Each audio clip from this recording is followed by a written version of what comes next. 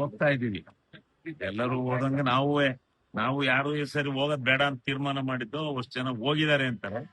ಅದರಿಂದ ನಾವು ಹೋಗ್ತಾ ಇದ್ದೀವಿ. ಇಲ್ಲ, ಸಿದ್ದರಾಮಯ್ಯನವರು ಹೇಳಿರೋದು ಸಕ್ರಿಯ ರಾಜಕೀಯದಿಂದ ದೂರ ಇರ್ತೀನಿ ಅಂತ ಹೇಳಿಲ್ಲ. ಅವರು ಚುನಾವಣೆ ಕಂಟೆಸ್ಟ್ ಮಾಡಕ್ ನನ್ಗೆ ವಯಸ್ಸಾಯ್ತು, 82 ವರ್ಷ ಆಗುತ್ತೆ ಈ ಅವಧಿ ಮುಗಿಯೋದ್ರೊಳಗೆ.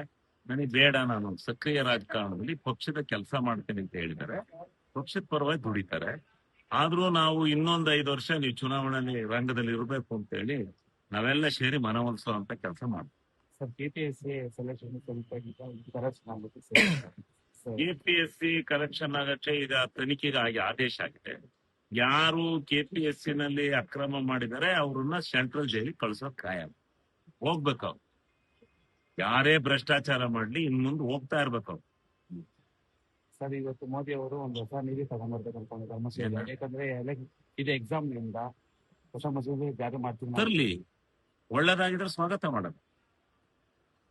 ಒಳ್ಳೇದಾಗಿದ್ರೆ ದೇಶದ ಯುವಶಕ್ತಿಯ ಮತ್ತು ಈ ದೇಶದ ನಿರುದ್ಯೋಗ ಸಮಸ್ಯೆಯನ್ನ ಬಗೆಹರಿಸ್ತಕ್ಕಂಥ ನಿಟ್ಟಿನಲ್ಲಿ ಪ್ರಾಮಾಣಿಕ ಪ್ರಯತ್ನ ಮಾಡೋದಾದ್ರೆ ನಾವು ಸಹಕಾರ ಕೊಡೋಣ, ಎಲ್ಲ ರೀತಿ ಸಹಕಾರ ಕೊಡೋಣ. ಒಳ್ಳೆದಕ್ಕೆ ಮಾಡಿದ್ರೆ ಅವರು ಪ್ರಶಂಸನೆ ಮಾಡಲ್ಲ. ಅದು ಸ್ವಾರ್ಥ ದೃಷ್ಟಿಯಿಂದ ಏನಾಗುತ್ತಂದ್ರೆ ವಿರೋಧಾಂಶ.